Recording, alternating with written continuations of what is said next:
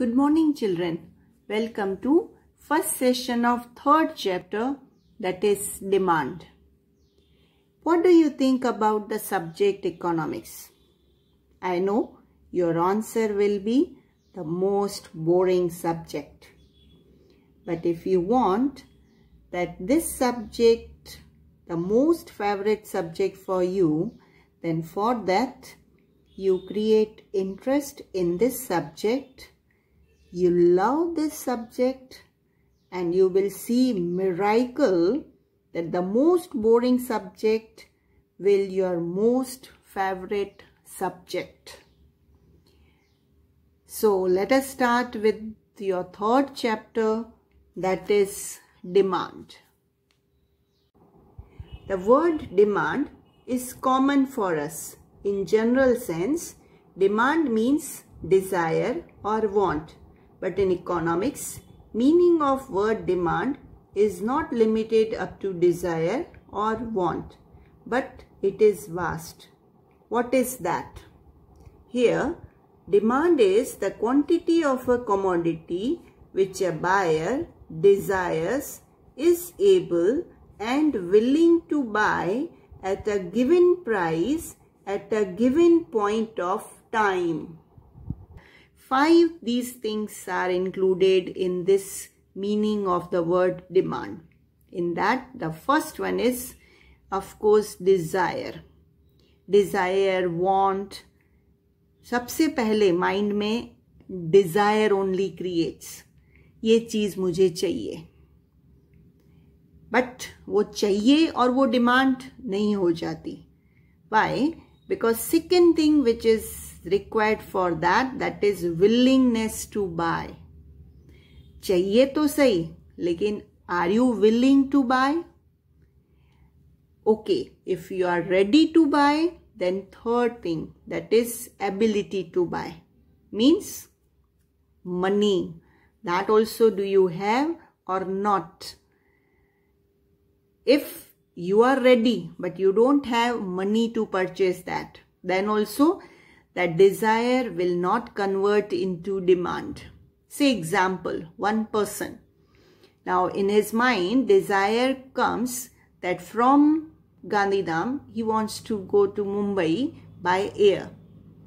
Now desire, it has come, he is willing also to take that services, but he doesn't have that money. So in that case, that desire we can't say that it is demand. Why? Because he doesn't have that much capacity or ability to buy that services or any of the commodity. Next to that is a particular price. At what price that demand of that commodity or service it is? Because if price changes, then demand also changes. And the last thing, that is a particular point of time. Now that demand, it is for 1 day, for 1 week, for 1 month or for 1 year. That time period also is required. So these 5 things, desire, willingness to buy, ability to buy, a particular price and a particular point of time. When all these 5 things are together, then only that is considered as demand. So here, demand, that is the quantity of a commodity which a buyer desires, is able and willing to buy at a given price at a given point of time. That is known as demand. Next topic, that is factors affecting demand or determinants of demand. Very important topic, examination point of view. 5 marks or 3 marks question. Now these factors which affect demand, that we can divide mainly in 2 types. Number 1, that is price of commodity or service, And number 2, that is factors other than price. Now see, here one is factors other than price, and second one, that is price of commodity or service, means how much important this factor, that is price of commodity or service. Normally, everybody of us, we one way or the other way, we purchase any commodity or service, and of course we pay price for that commodity or service. And it is common psychology also of a person that if price increase, then what will be the reaction of that? We try to reduce the demand of that product. Why? Because now we have to pay more. And opposite to that, if price it is reduced, then we purchase that commodity more in quantity. That means our demand of that product, it increases because of increase or decrease in the price. So here the most affected factor of demand, that is price. If price increase, demand decreases, and if price decrease, demand increases. So the most important factor, that is price factor. Come to the second, that is factors other than price. Those are 5. Let us discuss one after the other. Now in that first is, that is taste and preferences of a consumer. Normally, of course, now other than price, here in all these factors, price of that particular commodity or service, in that there is no change. But because of other these factors, so in that first factor, that is taste and preferences of a consumer, normally if our liking, our taste, what preference we give to particular commodities, if in that changes comes, then automatically demand also changes. If it favors, if it is of our liking, then automatically demand of that product will increase, and opposite to that, if we don't like that product, or if it is not in favor of us, then we reduce the demand of that product. So taste and preference, that also affect the most on the demand of that product. Next, second factor, that is income of a consumer. Now normally if income of a person in that increases there, automatically what? We like to demand more products, that is we try to purchase more and more. So automatically if income increases, then demand of that product also increases. And opposite to this, if income reduces, then demand of that product also reduces. Next, that is prices of related goods. Now these prices of related goods, this related goods we can divide into 2 parts. Number 1, that is price of substitute goods. Number 2, price of complementary goods. Now let us go first with the price of substitute goods. Now question arises, what is substitute goods? Substitute goods are those goods which can be easily used in place of one another. Now these type of goods have similar characteristics. For example, very closely competing brands of televisions, motorcycles, refrigerators, etc. Now these goods, they are substitutes to each other. If the price of a substitute good falls, then the consumer may choose to replace his or her current brand with the substitutes which has become cheaper. So in that case, now that product price, in that there is no change, but because of change in the price of substitute good, consumer either increase or decrease the demand. So this is what? Price of substitute goods, because of which demand affects. Now next is, that is price of complementary goods. Now again, what is complementary goods? Complementary goods are those goods which are consumed together.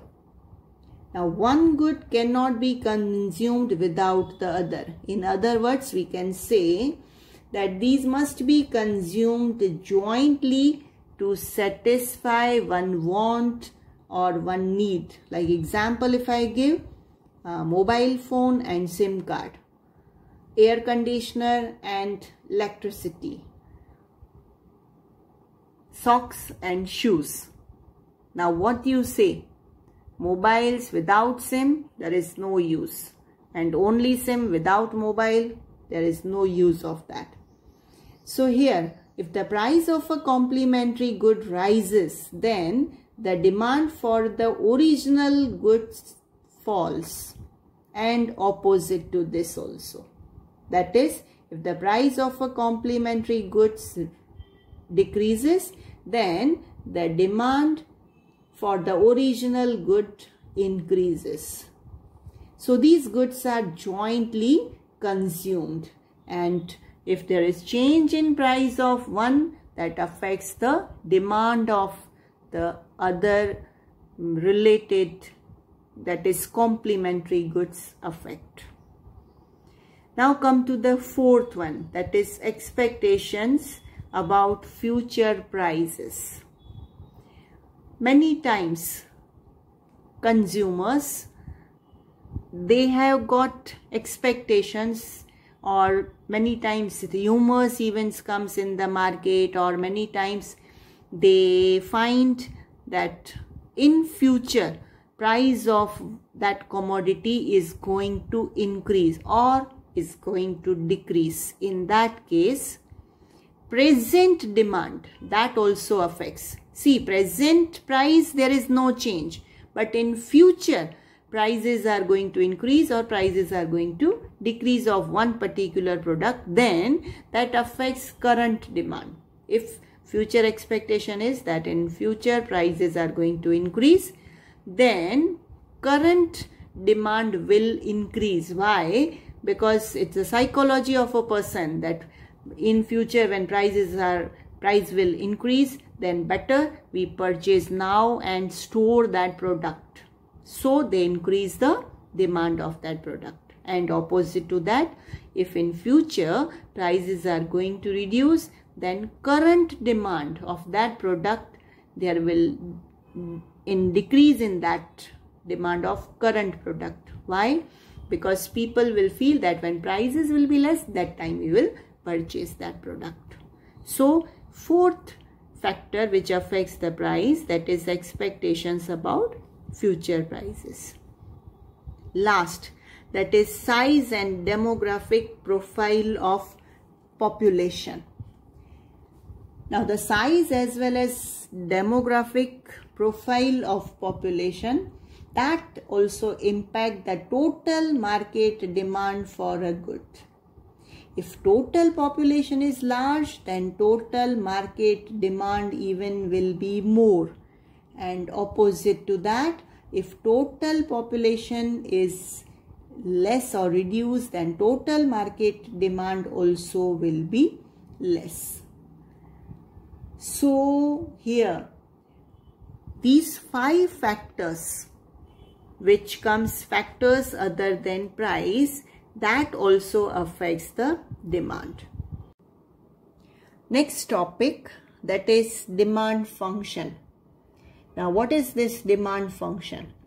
This demand function that specifies a functional, or we can say mathematical relationship between demand for a commodity and determinants of this demand.